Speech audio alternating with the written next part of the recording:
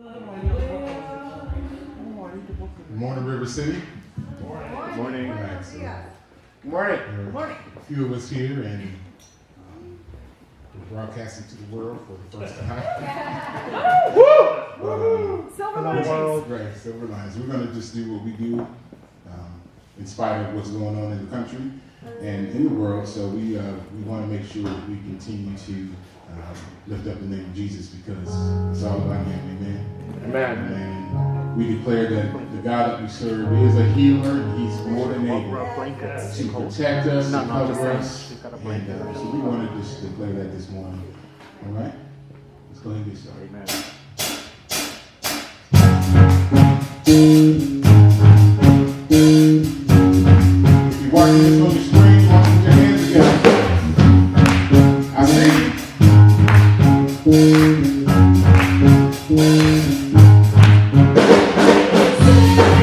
Nobody can say no. when Jesus said yes, nobody can say no. Nobody can say no. When Jesus said yes, nobody can say no.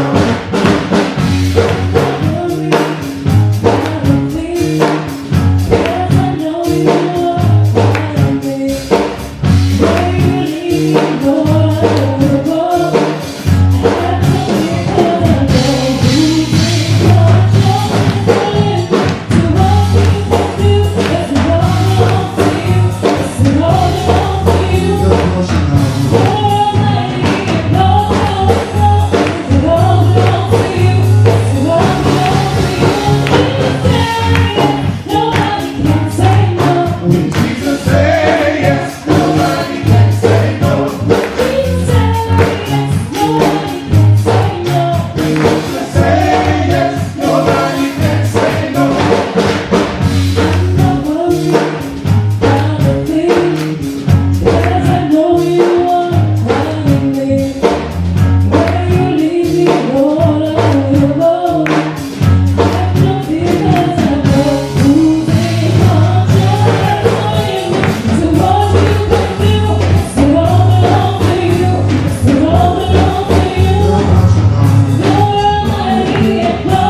Jesus said yes,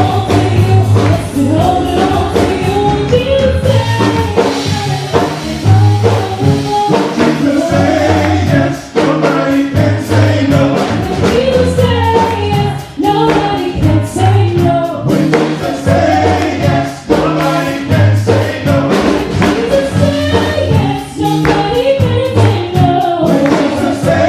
yes, nobody can say no. When Jesus said yes, nobody can say no. When Jesus said yes, nobody can say no.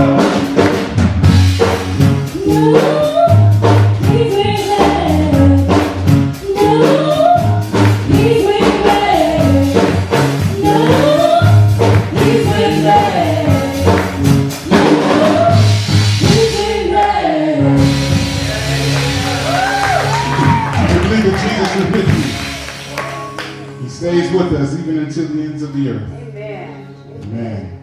We're blessed to know that we serve a Savior who cares for us. Is going to watch over us in spite of what's going on in the world. So we honor Him today. But we also know that we depend fully and completely on Him. Amen. And we just admit, Father, that we need You more now than ever. Yes. Amen. Hallelujah. Hallelujah. But You haven't given us the spirit of fear, Yeah. Yeah. Amen.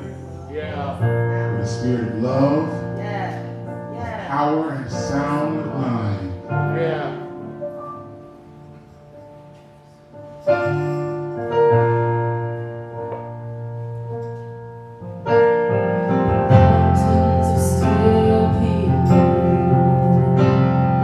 Strongholds are still being moved. God, we believe. Yes, we can see it. The wonders are still what You do. Bodies are still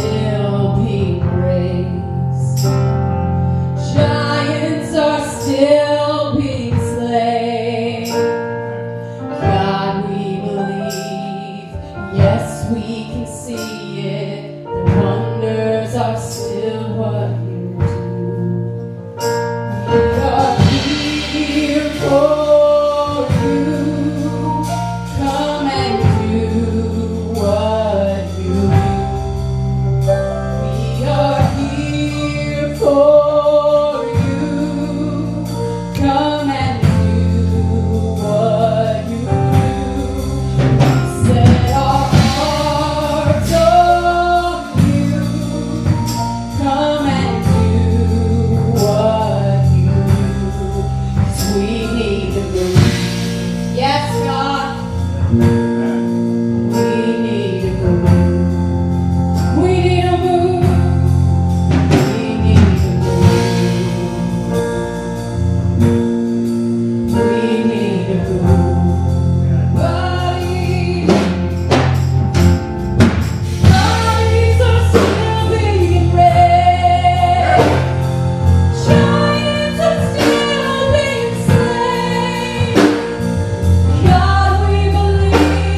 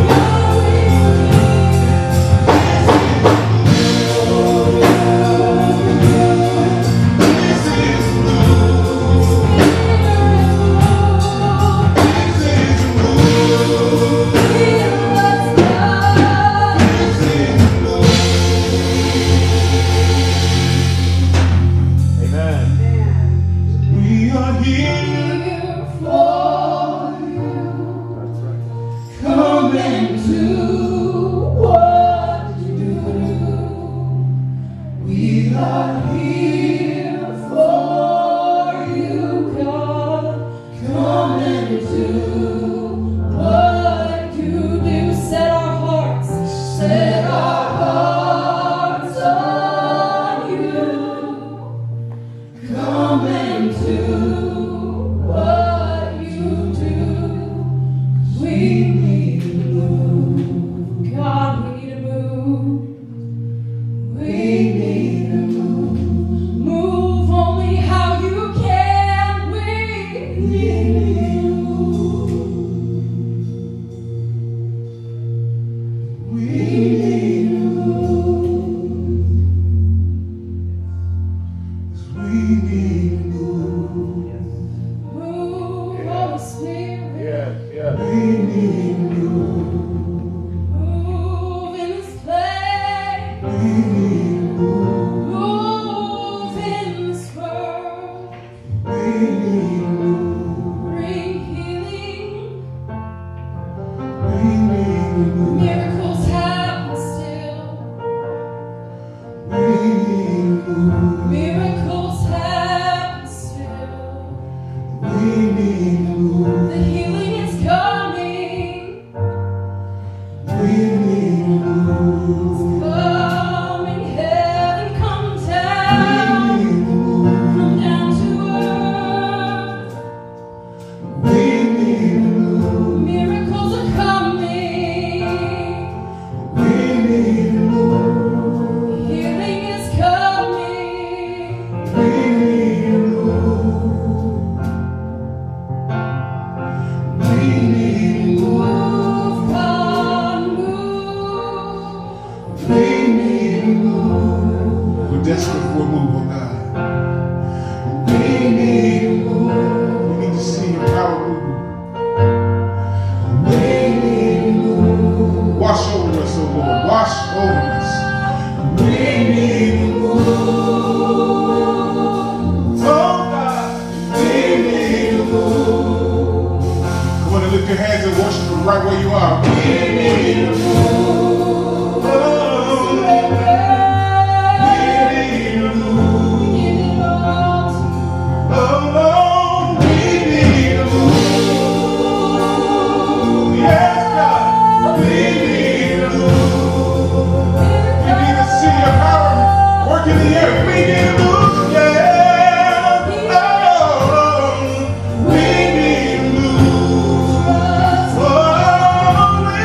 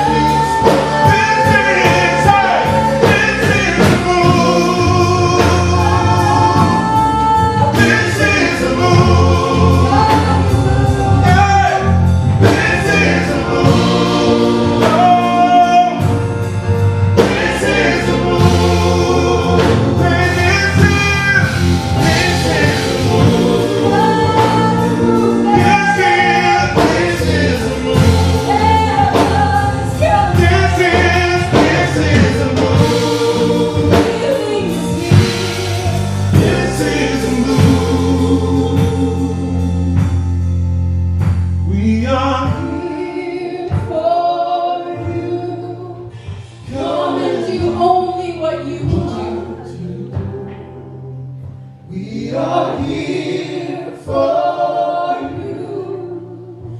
Come and do what you do. We set our hearts on you. Come and do what you do. 'Cause we need a move. We need a move. Father God, we need a move. We need a move.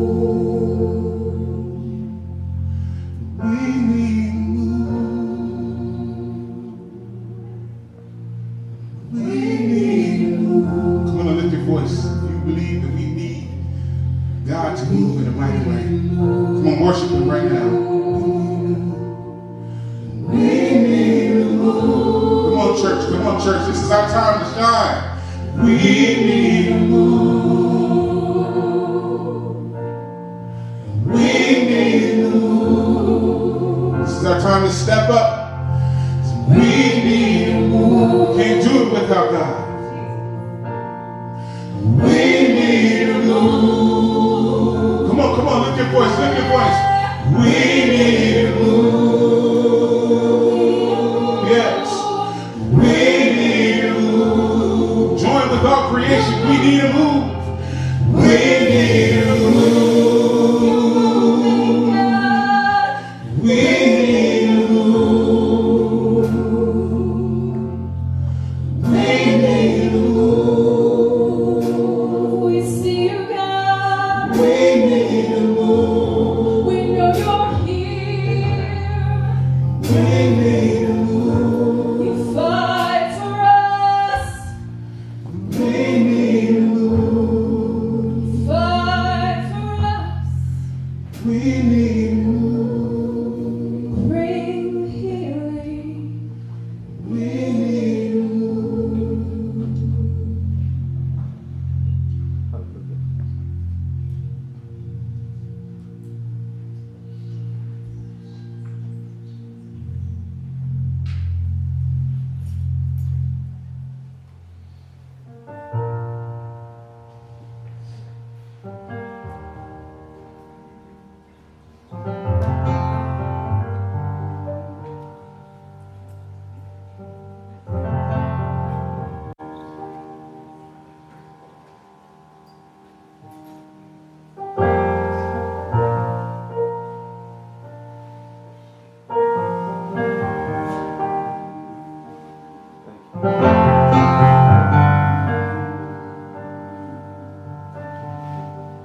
How many know that in the presence of the Lord there is healing, Yes.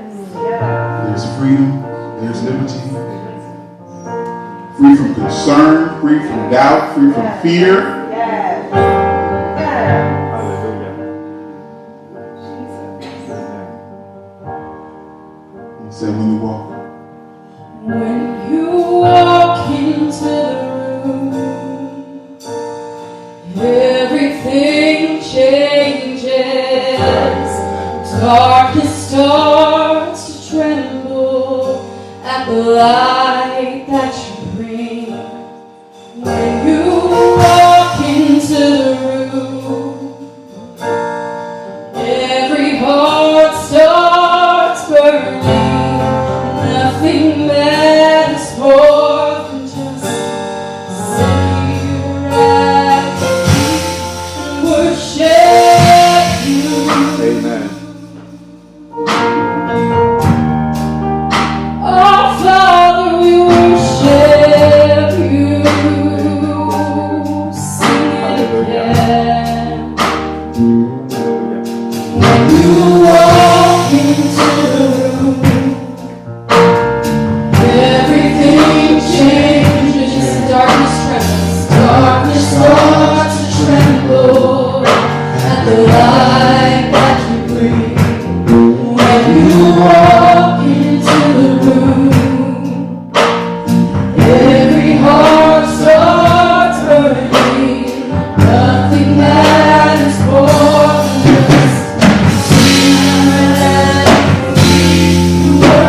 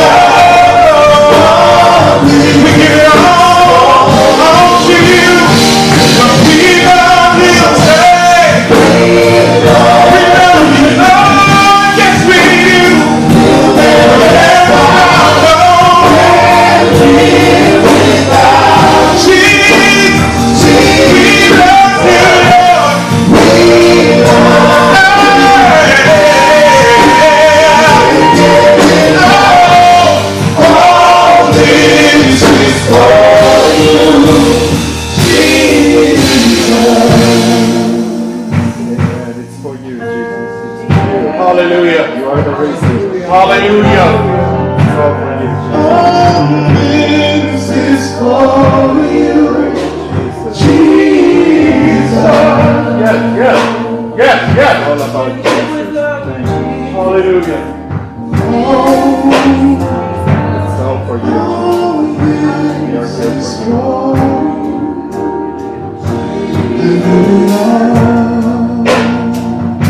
I give it all. What a beautiful name. I give it all. I give it all. Listen again. I give it all. I give it all. I give it all. I give it all. I give it all. I give it all. Keep your hands out, Scott. I give it all.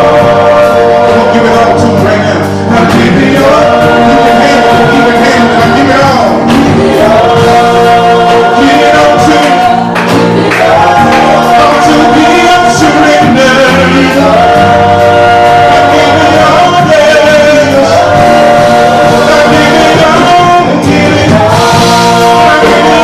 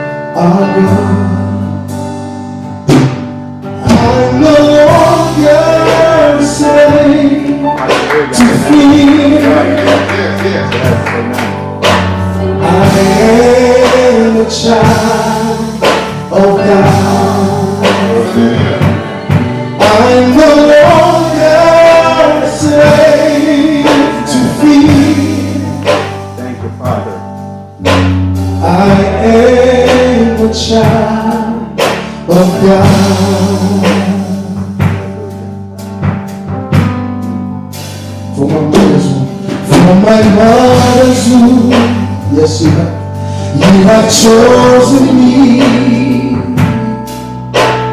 Love has called my name. I've been born again into your family. Your blood flows through my veins. I'm no longer a slave to fear. Oh yes I am. I am a child of God. I'm no longer a slave to fear. Oh yes I am. I am a child. Would you repeat us to again? From my mother's womb, from my mother's womb, you have chosen me. You have chosen me. Love has called my name. I've been born again into your family, into your family. Your blood flows through my veins. I'm no longer a slave to fear. Yes, I am. I am a child of God. I'm no longer a slave to fear. Oh, yes, I am. I am a child of God. I'm no longer a slave to fear.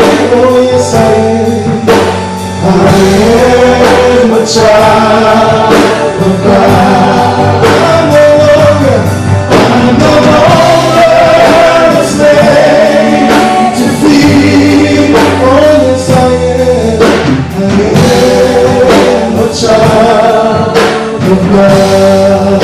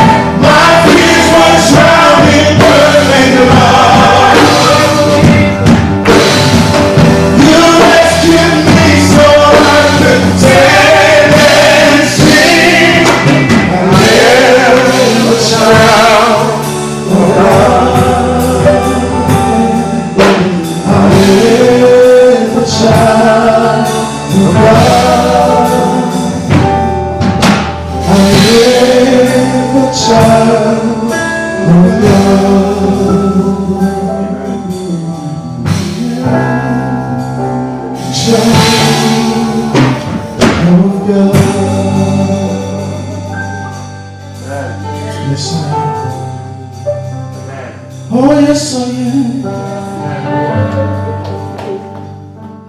You split the sea so I could walk right through it. My fears were drowned in perfect love. You rescued me so I could stand and sing. Sing in good times. Sing in bad times. Amen. Sing when I don't understand. Amen. Sing when I don't know what to say. That's right. Just to praise you, Jesus. You rescued me so I Sing it, sing it. could stand and sing. I am a child of God.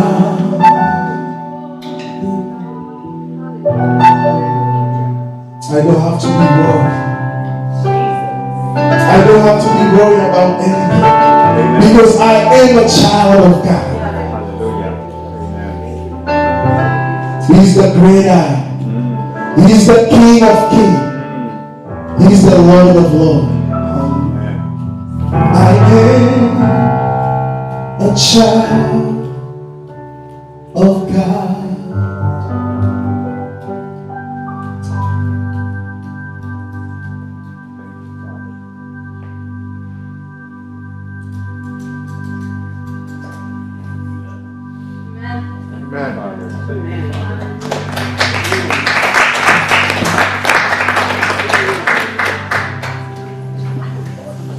Hallelujah. For those of us who are physically here, let's thank the worship team again for.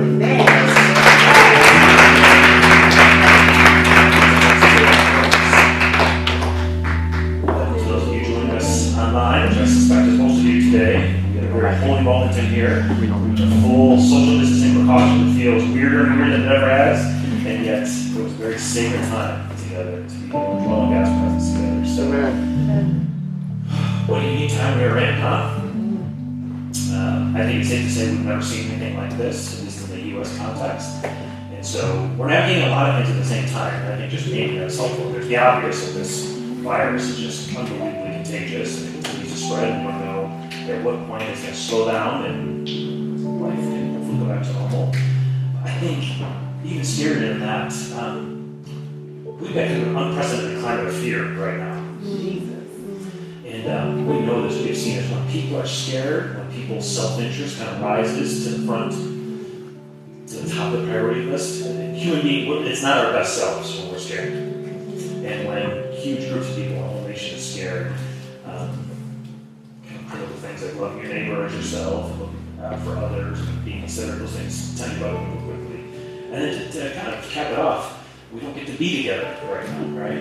There are times of fear and times of challenge and times of scarcity. That's when the church needs to be the church more than ever, right? Where we need to be together. And so we're just in this kind of really difficult time where the virus spreads when people are together. And so there's all these precautions being taken place, understandably so, but just kind of naming that's a unique challenge that we're in at this time. And so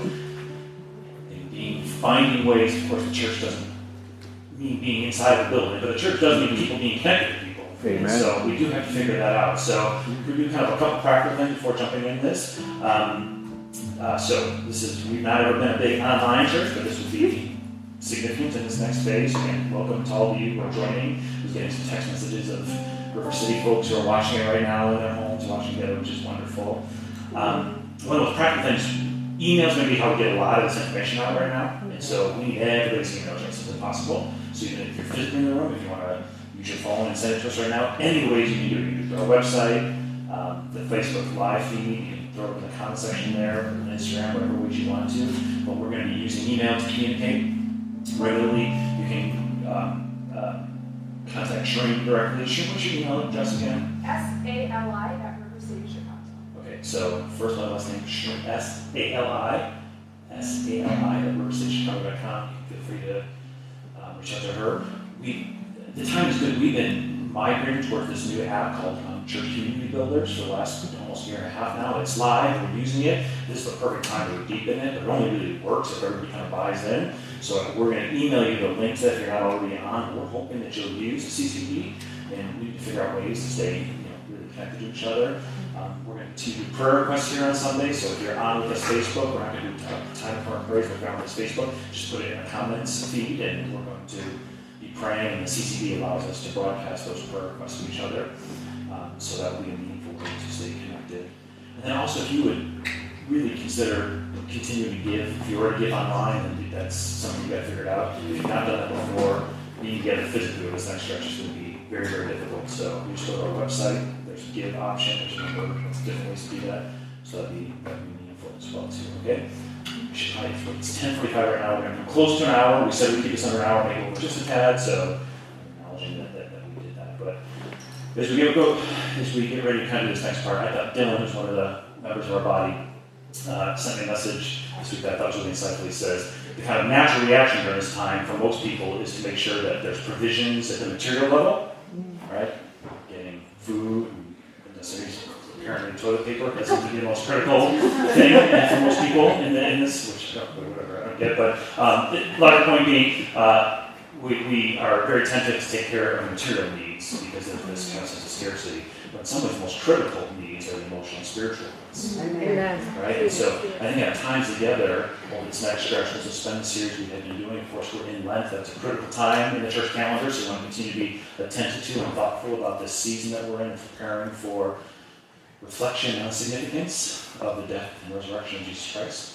But I think really being attentive to those spiritual, emotional needs during this stretch is going to be really important. And so earlier in the week, I was praying with somebody who was feeling a lot of anxiety in this, and just oftentimes when I'm praying, I just try to listen to anything the Spirit would say, and often that's a scripture that will come to mind. And so a scripture came to mind I haven't thought of in a long time. It's a familiar one for some who grew up in church, but it's one I hadn't thought of. But it was when the storm comes, when Jesus is asleep in a boat.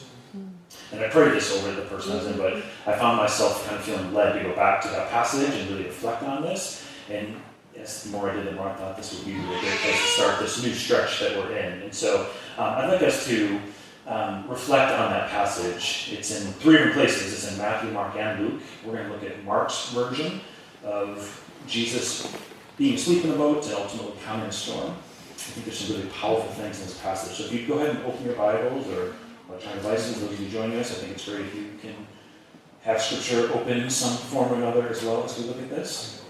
We're going to look at the Mark version of Jesus calming the storm. So I don't know if you want to do this in your home, in here, in person. We're still going to stand during the reading of Scripture. So let's go ahead and stand together. It's the very end of chapter 4. The way Mark organizes this is there's all these parables of who God is, what the kingdom is like, what it's like to be connected to God, and finishes after all these parables with this encounter of Jesus calming the storm. So in a lot of ways, this incident, this encounter, is what summarizes everything Mark had been trying to cover in chapter 4. So here's Mark's encounter. This is Mark 4:35 through 41. That day, when evening came, Jesus said to his disciples, "Let us go over to the other side." Leaving the crowd behind, they took him along just as he was in the boat. There were also other boats with him. A furious squall came up, and the waves broke over the boat, so that it was nearly swamped. Jesus was in the stern, sleeping on a cushion. The disciples woke him and said to him, "Dear teacher, don't you care if we drown?" He got up, rebuked the wind, and said to the waves, "Quiet, be still." Then the wind died down and it was completely calm. He said to his disciples, "Why are you so afraid? Do you still have no faith?" They were terrified and asked each other, "Who is this man? Even the wind and the waves obey him." Amen. All God's people said, "Amen." You may be seated.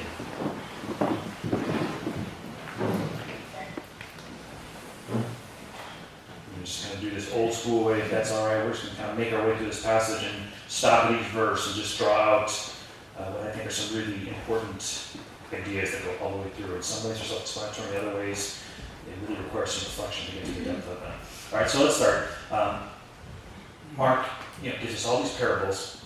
Then it says, verse 35, the day evening came, Jesus said to his disciples, let's go over to the other side. Let's cross this sea. And it's a simple detail, but a significant one. Jesus is bringing his closest disciples together in this moment. And while bringing them together, he is going to really, in many ways, design an opportunity for them to get stretched to the point of their absolute fear. Something he does with a frequency that probably none of us would be really excited about. But this happens a lot with Jesus and the disciples. He intentionally brings them to kind of the intersection of their greatest level of fear and where it's going to require faith to move forward. And so he brings them knowing that the storm's going to happen. And I think this is an important part to say. I think we probably know this intuitively, but we have to be reminded of this. I think that there's this mythology that comes, particularly for people who follow Jesus, that if I follow Jesus, storms won't come. That if I'm obedient to Jesus Christ, I won't have to navigate super scary things anymore. Right? That if I'm all in with God, I don't have to worry about the pressures of this world potentially overwhelming me, as is literally happening as these waves come in. And so one reason I think Jesus does this, and Jesus does this repeatedly, is to remind that when it comes to the storms of life, they don't differentiate based on who's a follower of Jesus and who's not.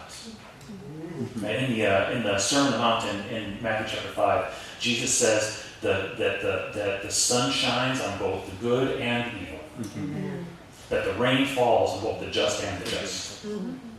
And so when we think of times like this, whether you're a devoted follower or not a devoted follower, whether you had a real good week with Jesus or you didn't have a real good week with Jesus, that's not ultimately what dictates whether the storms come. Right? There's not some kind of karma thing at play here where those who are bad are being punished and those who aren't. The storms come. Mm-hmm. There's certainly a unique resource that comes with following Jesus, but avoiding the storms is not one of them. Mm-hmm. Right? For Jesus' closest disciples, even in the presence of Jesus, they're going to face this tremendous storm. And so it continues. 36 and 37, leaving the crowd behind. They're in the boat.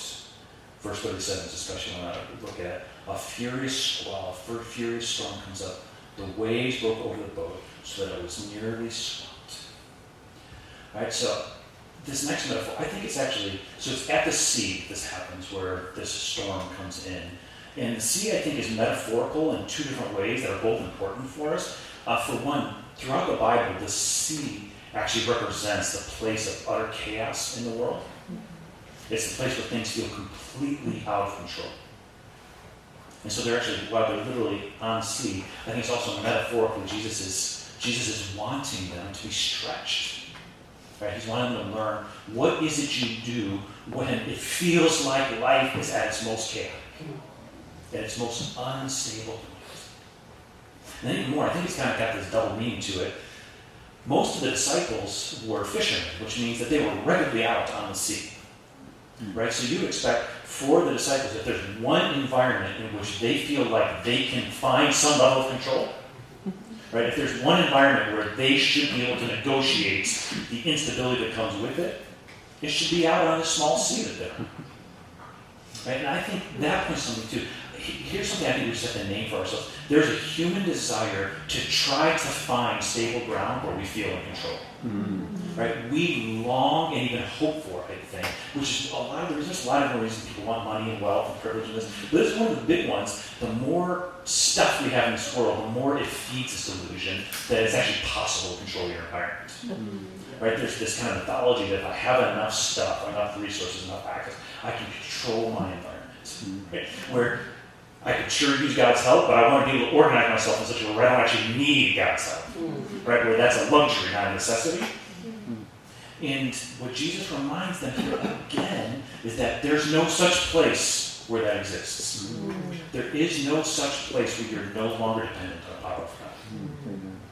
Right? There is no environment that from a human perspective you are in absolute control of. And it's actually dangerous for our soul to think that there is. Because then when the waves inevitably come, when the storm inevitably comes, we don't know what to do anymore because we haven't learned how to be dependent on God.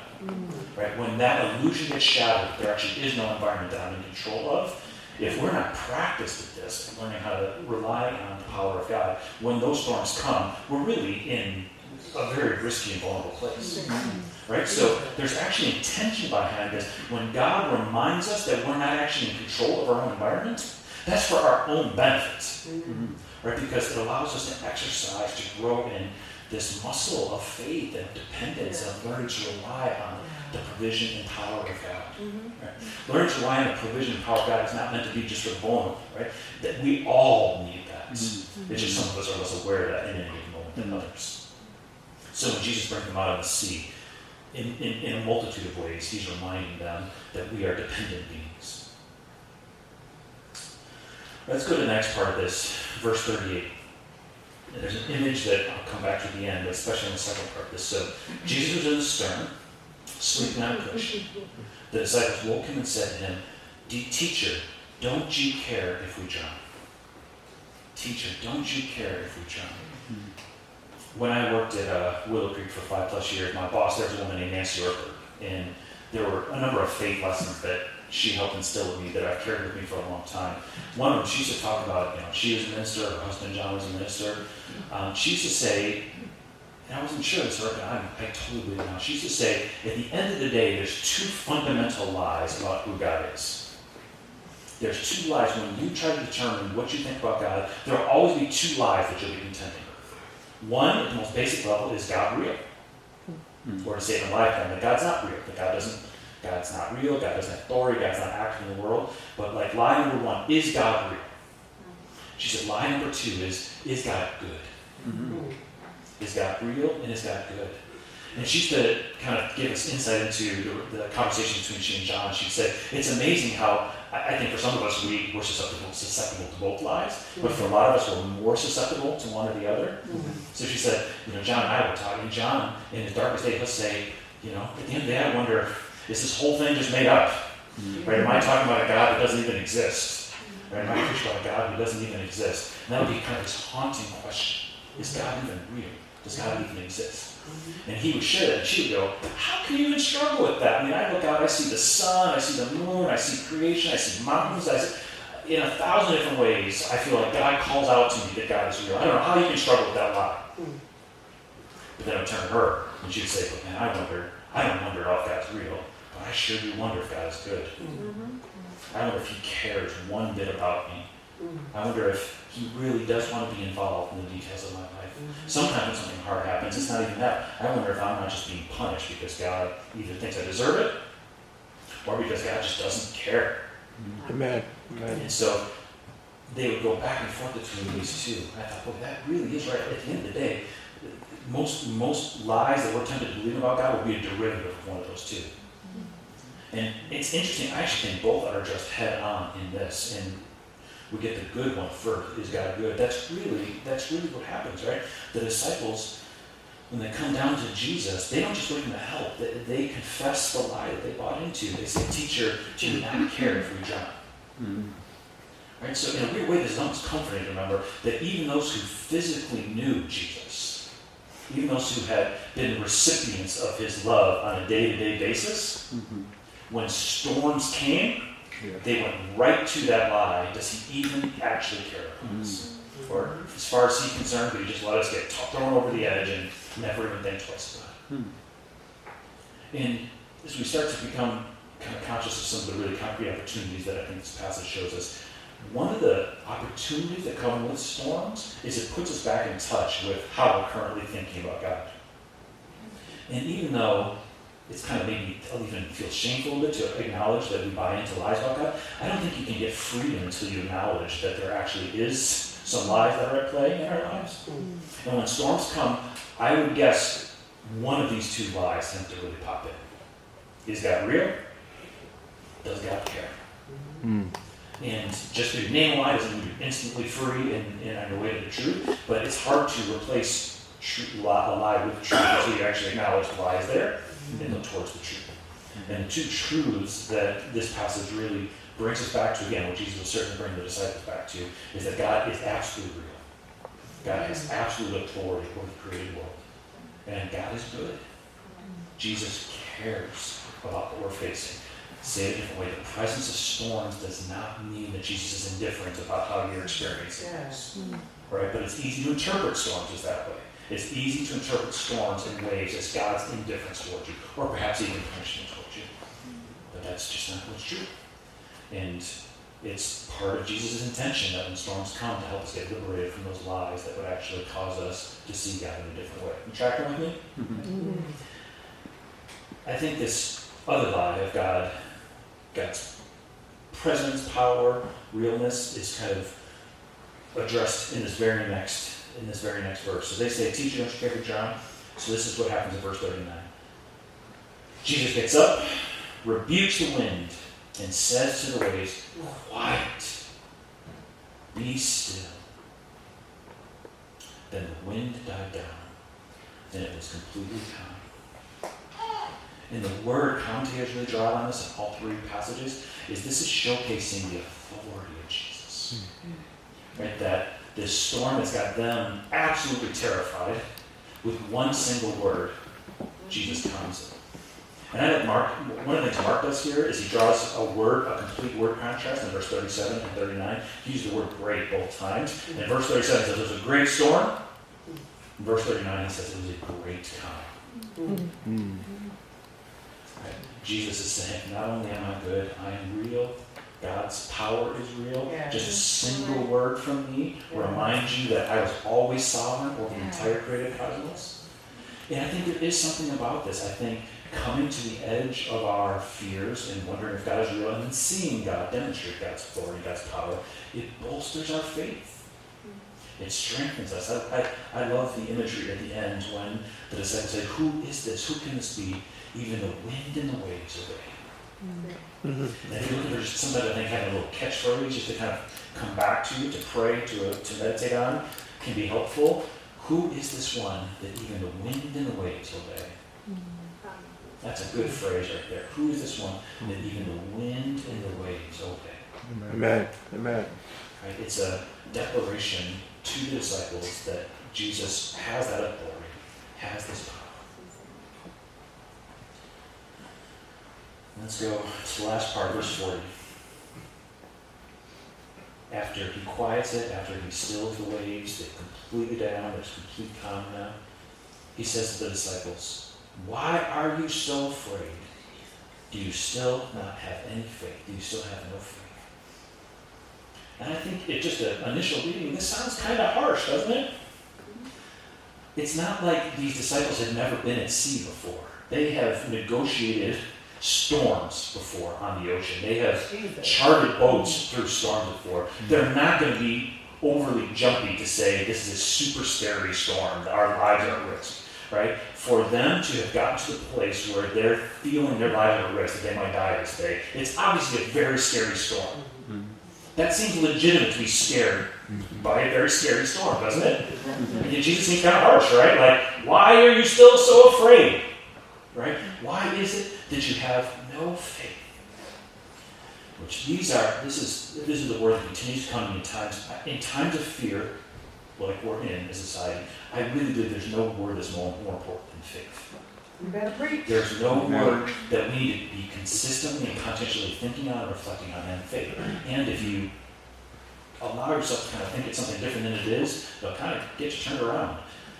And so, even though there's multiple dimensions of how faith plays out, at its most basic level, faith is simply being connected to God through Jesus Christ. Yeah. Right? Don't let it become more complicated than that. Faith is that sense of being connected to God through Jesus Christ. And so what Jesus is saying here is he's not telling them that they're not allowed to be afraid. What they're saying is if they know him, they'll see that fear, but they'll look past it to him. And they'll see the one who is the Lord of the storm, even in the midst of the storm. And here's the image in here. I think this is one of the most precious images of faith, particularly when it comes to this intersection of faith and fear, particularly when it comes to being in a climate of fear. It's the most powerful image of this passage. When the disciples are at the edge of their sanity, right? They're about to lose it completely. What is Jesus? Well, they're about to lose it. What is Jesus doing? He's sleeping. Right? Now, if you're going to buy into the lie that God doesn't care, right? You can interpret the very same thing from a multitude of perspectives, right? So if you're inclined to think God doesn't care and Jesus is asleep during the storm, if you're committed to that lie, that him being asleep is only going to confirm that lie even more, right? But what Jesus is doing here is actually exhibiting for us what it actually looks like as in a human form to have great faith in the time of crisis. Jesus is not asleep because he's unaware of the storm. Jesus is not asleep because he doesn't care about the storm. Jesus is not asleep because he doesn't care about what they're going through in the storm. Jesus is asleep because he knows God's got it. Yes. Amen. Jesus is asleep because he knows God is over this storm. Amen. Yes. Right? It's not obliviousness. It's not saying it's not real. It's not saying that we can't process our feelings in it. But ultimately, Jesus knows God has got it. Amen. And you might be trying to say, well, that's Jesus, right? But one of the things that's always important when we're looking at Jesus in human form, he was a human being just as we are human beings. Amen. He was reliant on the Spirit of God just as we're reliant on the Spirit of God. He didn't have a superpower that we don't have. We have access to the same Spirit. And when he sleeps during the storm, I really believe this is what he's showing them, that even when things get really scary outside, your heart can be at rest in the presence of God. Amen. They don't need to be mutually exclusive. Those can be happening at the same time. The outside world can be shaking with storms, and your internal world can have such a sense of stability that your heart is absolutely at rest. Amen. But that's what faith looks like in the context of fear. It's not saying that the waves aren't real. Jesus doesn't say the waves weren't real. He never says that. He doesn't discredit the fact that at a human level something very scary was happening. He's just saying, but I was here with you. I was here with you. Faith isn't ignoring that the storm was happening. Faith is being able to connect to God through me. Amen. And that is where, when I think of having faith in times of fear, it's not saying that we're not in a situation right now where the virus is spreading. It's not saying that there's not physical risk. It's not saying that there's a lot, we're in a little bit of an unstable time, there's no question about that. Right? So it's not pretending that the waves aren't happening. It's saying that we put our faith in the one who's the Lord of the storm. That it is possible to look out and see waves coming over the side wall and to be still in the presence of God at the same time. They are not mutually exclusive. You don't have to wait till the waves calm down to be able to be at rest in your heart. Right? Jesus was at rest in the height of the storm. And that becomes not only do we see that he is the one that helps us do that, becomes a proxy for us to see, like, that's an image. That's an image that we can realistically aspire to and hope towards in the midst of storms. That we don't have to literally physically be asleep, but the sense that we're so comfortable in the presence of God, that our hearts are so at rest, that even as the waves are at their peak, we can have calmness inside. Amen. And I really do believe that is the unique and distinct access we have as children of God. That's the final song we sing coming here. I'm a child of God, right? And that is remembering that we belong to one who's the Lord of the storm. That the waves are real, that storms are real, but we can feel so, with our hearts so at rest, that we know it is still well. That the one who the wind and waves respond to is still over all things. Amen. Safe in his presence. Amen? Amen. Love y'all. Are we worshiping again, or are we ending there? We're up here. Yeah, but are you gonna, should I close it off right now, or are we decide? So we can close out. All right. Well, can we go ahead and let's go ahead and stand together. And thank you again for those who joined online. It's really good for you. We're going to keep getting better at this. We're doing this each week. Please again, send an email and get connected to CCD. We're going to try to do regular devotions and kind of encouraging each other. So, but this is that. I think this image that's in Matthew, Mark, we looked at Mark 4 today. I think this image is the one that we want to continue to pursue together. That we recognize the storms are real, but that our faith deepens in these times. Just the same way Jesus wanted his disciples. Jesus knew that for what was ahead of his disciples, they had to learn how to negotiate fear. They had to learn how to develop a deeper faith in the midst of when they got scared. Because that storm was only the beginning of what they were about to face. Right? So these are times for us to deepen and grow. So join me in prayer, if you will. God, we remember right now that we are your disciples, we are your children, we are your loved ones. We don't hope for storms not to come. That's just an unrealistic hope. Instead, we hope to learn how to be people whose hearts are at rest in the presence of the one who's over the storms. Help us to see the way that you are so confident in human form in the supernatural authority and power of God, that you could sleep in the middle of the storm. See, God, we always want to be thoughtful and conscientious, intelligent during times like this, so guide our minds, illuminate so that we know what's the right thing to do. But at the spiritual level, the emotional level, help us learn how to be people of greater and greater